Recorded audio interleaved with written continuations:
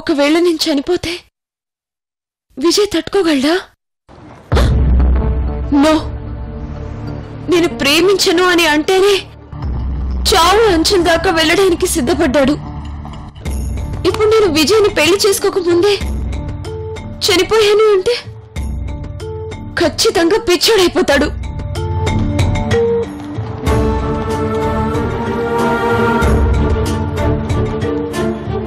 నేనెవరిని పెళ్లి చేసుకోవాలి? నేను ప్రేమిస్తున్న భావన,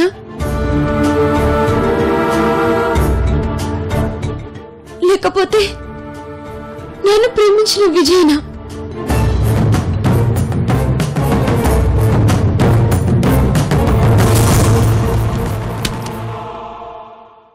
ఇది అడ్వాన్స్ మాత్రమే. నేను చెప్పినట్లు చేస్తే దీనికి 10 రెట్లు ఎక్కువిస్తాను.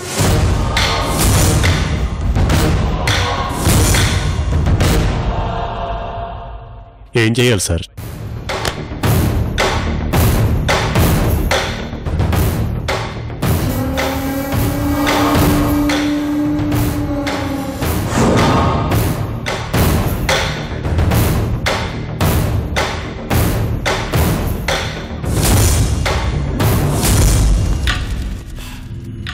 ఇప్పుడు ఏం చేయాలో నీకు అర్థమైందా? అర్థమైంది సార్. ఈ పనికి నిన్నే సెలెక్ట్ చేయడంలో ఓ రీజన్ ఉంది. ఎందుకంటే ఆ కుటుంబానికి అంతో ఇంతో తెలిసిన వ్యక్తివి నువ్వే. వాళ్ళకు అంతో ఇంతో అండగా ఉన్నది కూడా నువ్వే. నీ మాటనే వాళ్ళు ఎంతో కొంత వింటారు. అందుకే నువ్వు ఎంతో కొంత నాకు హెల్ప్ చేయాలి.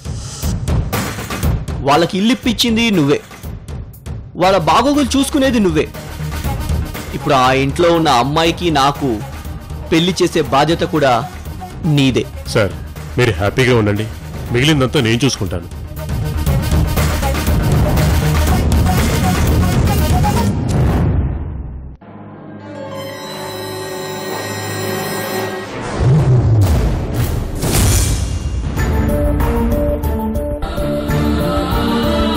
ఇప్పుడు నేనున్న సిచ్యువేషన్లో లోకి బావన్ పెళ్లి చేసుకోవడం వీలు కాదు. అలాగని నా మనసు చంపుకొని విజయ్ని పెళ్లి చేసుకోలేను. అయినా నాకు విజయ్ కరెక్ట్ కాదు. నేనెప్పుడూ నీకు కరెక్ట్ కాదు, అలాగే నువ్వెప్పుడు నాకు కనెక్ట్ అవ్వలేవు. అందుకే నేను నీ కరెక్ట్ నమ్మించాను, కనెక్ట్ అయినట్టు నటించాను. నువ్వు ఖచ్చితంగా పడిపోతావు, నన్ను పెళ్లి చేసుకోవడానికి రెడీ అయిపోతావు.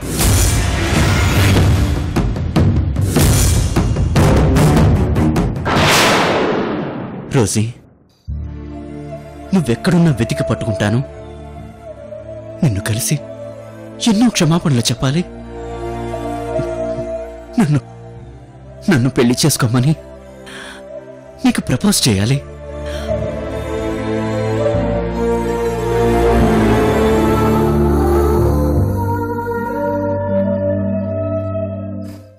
అమ్మా నందిని, ఏంటమ్మా ఏదో ఆలోచిస్తున్నావు? అబ్బే ఏం లేదమ్మా. మజ్జిగ తీసుకో.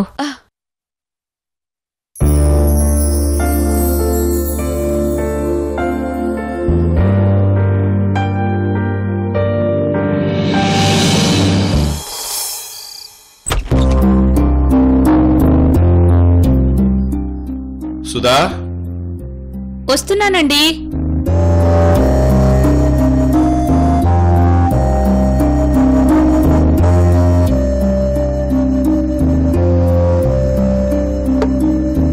నమస్కారం అమ్మా. నమస్తే అండి. నమస్కారం అండి, కూర్చోండి.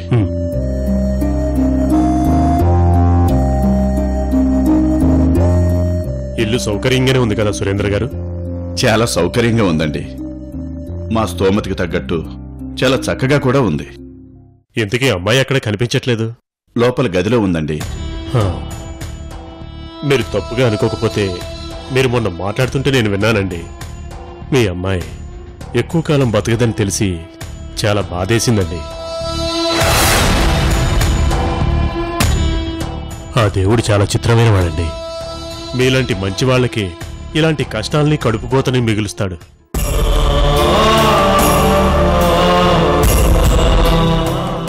ఈ పాటికి పెళ్లి చేసుంటే భర్తతో హాయిగా సంతోషంగా బతకాల్సిన పిల్ల ఇప్పుడిలా. మాకు మాత్రం దానికి పెళ్లి చేయాలనుండదా? పెళ్ళిడికొచ్చిన పిల్ల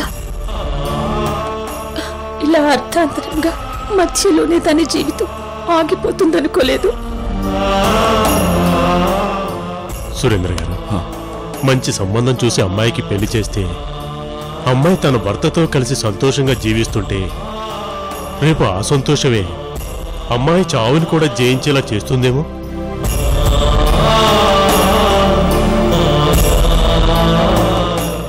మీరు చెప్పేది నిజమే అనుకోండి, కానీ అమ్మాయి గురించి తెలిసి అమ్మాయిని అర్థం చేసుకునేంత మంచివాడు దొరకాలిగా. అది నిజమేనండి. ఇవాళ రేపు మంచోడెవరో చెడ్డోడెవరో తెలుసుకోలేకపోతున్నాం. అంతెందుకు, మొన్నటికి మొన్న రోడ్డు మీద వెళ్తుంటే ఓ దొంగ వెధవ నా పర్సు కొట్టేశాడు. సమయానికి ఒక అబ్బాయి వచ్చి దొంగను కొట్టి నా పర్సు నాకు తెచ్చిచ్చాడు. ఇలా సంబంధం లేని వాళ్ళ పర్సు పోతే కష్టపడి తెచ్చిచ్చే వాళ్ళు ఎంతమంది ఉంటారు చెప్పండి.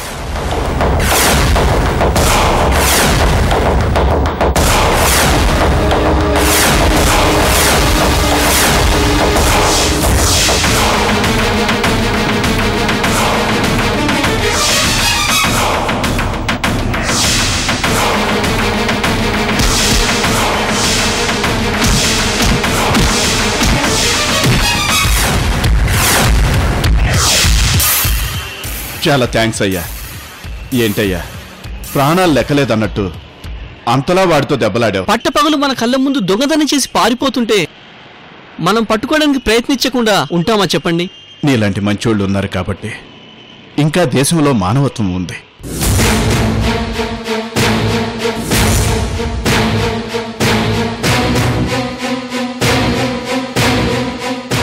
సరేనండి, నేను వెళ్ళొస్తాను. మీరు మాత్రం అలాంటి మంచి వ్యక్తిని చూసే పనిలో ఉండండి. అమ్మాయి జాగ్రత్త. ఉంటాను. అలాగేనండి.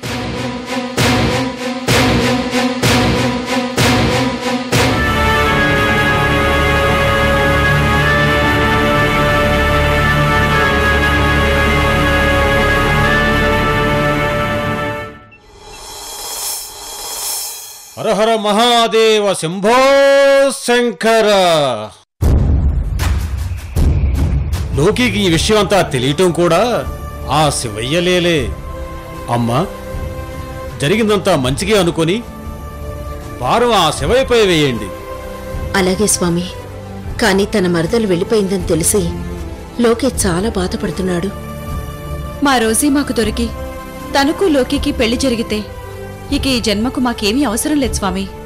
అవును స్వామి, మా మనవరాలు దొరికే మార్గం ఏదైనా చెప్పండి.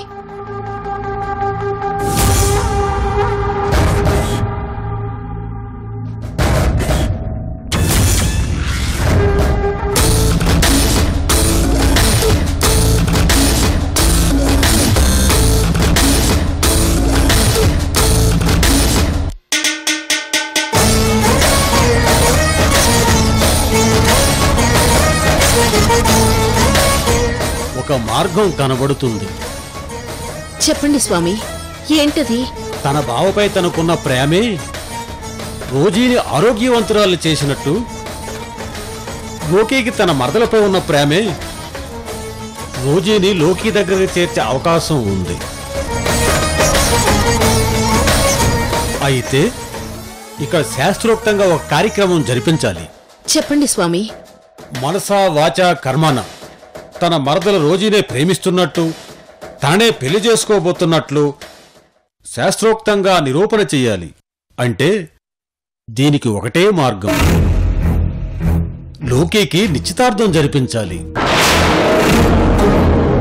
లోకికి నిశ్చితార్థం జరిగింది రోజీతోనే కదా స్వామి? నిజమే, కానీ ఆ సమయంలో ఆ విషయం లోకీకి తెలియదు కదా.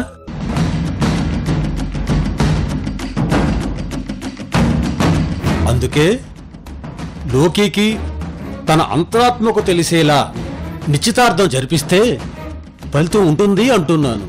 మరి అమ్మాయి లేకుండా నిశ్చితార్థం ఎలా స్వామి? మరేం పర్వాలేదు.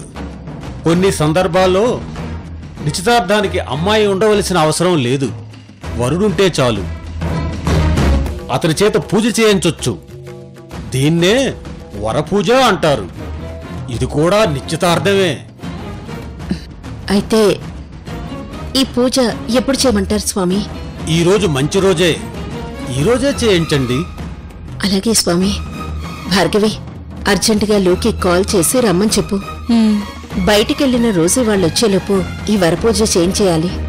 అలాగే ఆంటీ. స్వామి, ఆ వరపూజ కూడా మీరే దగ్గరుండి జరిపిస్తే మాకు తృప్తిగా ఉంటుంది. అలాగే మీ ఏర్పాట్లు చేసుకోండి.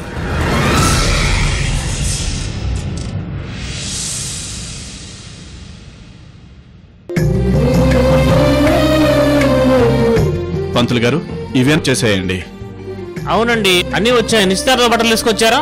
ఇప్పుడే తీసుకొస్తాం. అమ్మాయి ఎప్పుడు వస్తుందండి? ఇంకో అరగంటలో వచ్చేస్తుంది.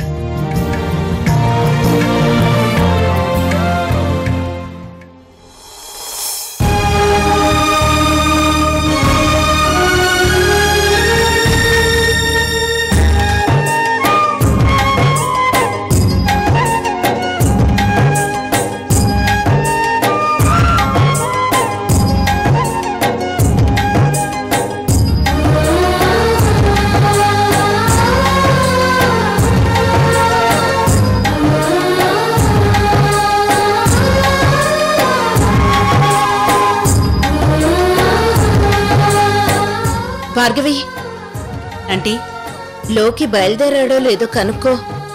ఫోన్ చేశానంటీ. బయలుదేరాడంట. నేరుగా ఇక్కడికే వచ్చేస్తాడు. సరే.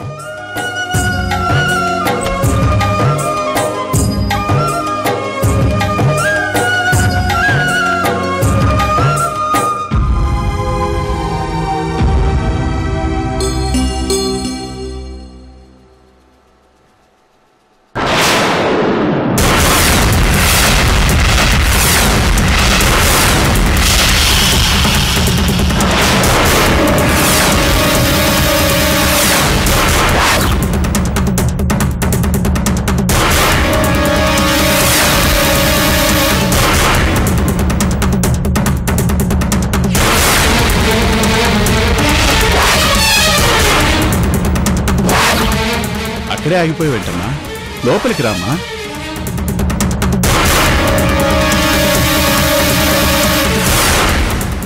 ఏంటమ్మా ఇదంతా? భార్గవి, అన్నీ వచ్చినట్లేనా? అన్నీ వచ్చినట్టే ఆంటీ. ఇక లోకి రావడమే ఆలస్యం.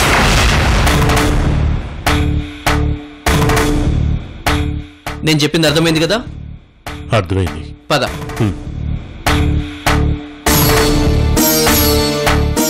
అమ్మా, అడిగేది నిన్నే. నాన్నా, నువ్వైనా చెప్పు. ఈ అమ్మా నాన్నల చివరి కోరిక తీరుస్తానని మా మీద ఒట్టేసి మాకు మాటివ్వమ్మా.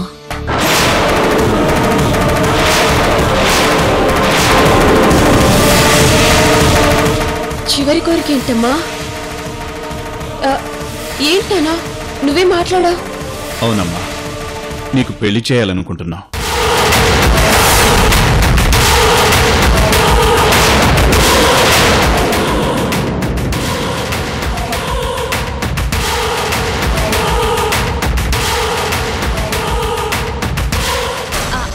అదిగో లోకి వచ్చేశాడు. నా పరిస్థితి తెలిసి కూడా ఏంటమ్మా ఇలా చేస్తున్నారు? నీ పరిస్థితి తెలుసున్న వాళ్ళం కాబట్టే ఇదంతా చేస్తున్నాం. కన్న కూతురు కళ్ళ ముందే దూరం అవుతుందని మాకు తెలుసు. కానీ కన్న బిడ్డని ఒకరి చేతుల్లో పెట్టి అత్తారింటికి పంపడం, తల్లిదండ్రులుగా మా బాధ్యతల్ని పూర్తి చేయడం మా ధర్మమమ్మా. నేను నిన్ను సుమంగళిగా చూడాలనేది మా చివరి కోరిక. నువ్వు మాకు దూరమైతే సంతోషంగా సుమంగళిగానే దూరం అవ్వాలమ్మా. అది కాదమ్మా. ఇక నువ్వేం చెప్పకు. ఇప్పటి వరకు నీ ఇష్ట ప్రకారమే జరిగింది. ఈ ఒక్కసారికి మా ఇష్ట ప్రకారం చేయనివ్వమ్మా. ఇప్పుడు నువ్వు ఈ పెళ్లి కొప్పుకోకపోతే మా మీదొట్టే.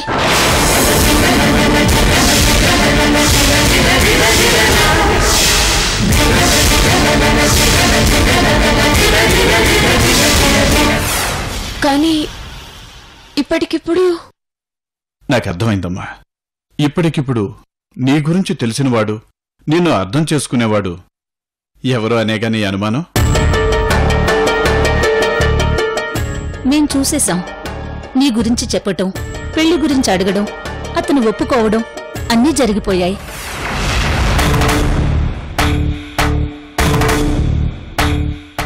కాబట్టి ఇప్పుడిక్కడ నీకు రోజుకి నిశ్చితార్థం. నీకు పెళ్ళంటూ జరిగితే అది రోజుతోనే. వెళ్ళి నిశ్చితార్థం బట్టలు వేసుకున్రా. ముహూర్తానికి టైం అవుతోంది. భార్గవి, ఇవ్వు.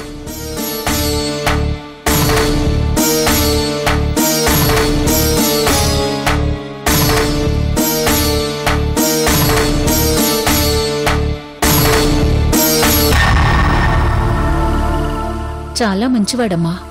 అంత పద్ధతి గల అబ్బాయిని నేనింతవరకు చూడలేదనుకో.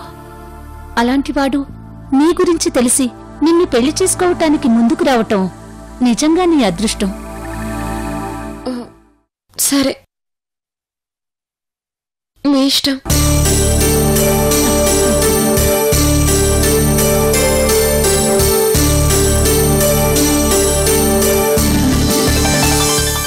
త్వరగా రా.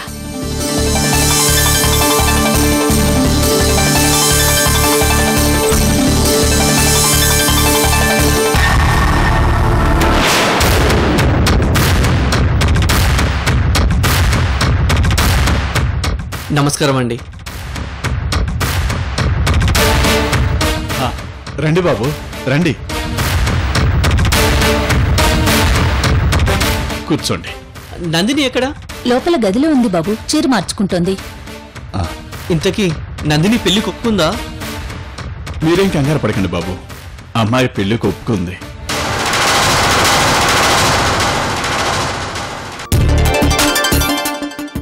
ఎస్, నా ప్లాన్ వర్కౌట్ అయింది.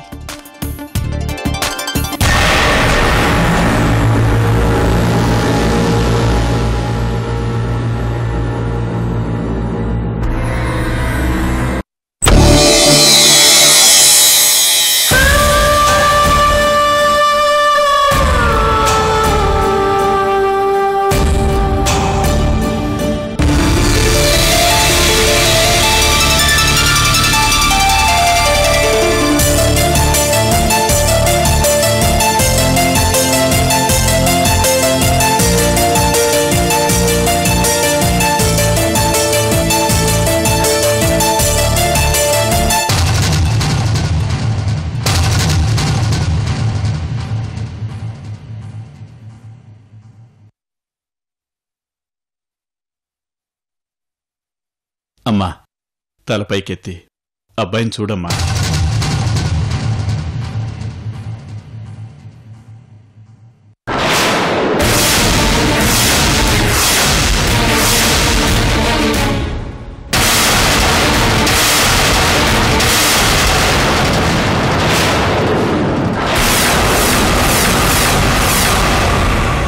అమ్మా నందిని, నీ గురించి చెప్పామమ్మా.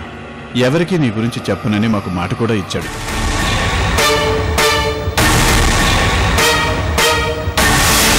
బాబు, నిశ్చితార్థ బట్టలు మార్చుకున్నా లోపలికెళ్ళి. అలాగే. ఓం బృహస్పతి అతి హరియోరః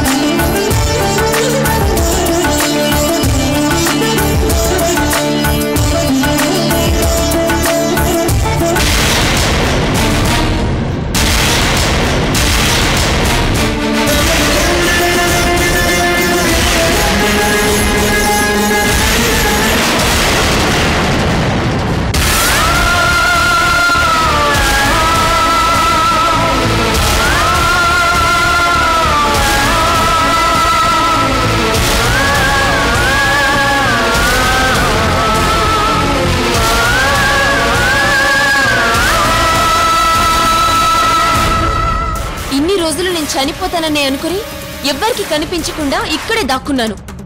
కానీ ఇప్పుడు నిజం తెలిసాక నేను ఇక్కడ దాక్కుని ఉండాల్సిన అవసరం లేదు. నేను ఇప్పుడే మా అమ్మమ్మ దగ్గరికి వెళ్ళి నేనే అసలు రోజీనన్న నిజం చెప్పేస్తాను.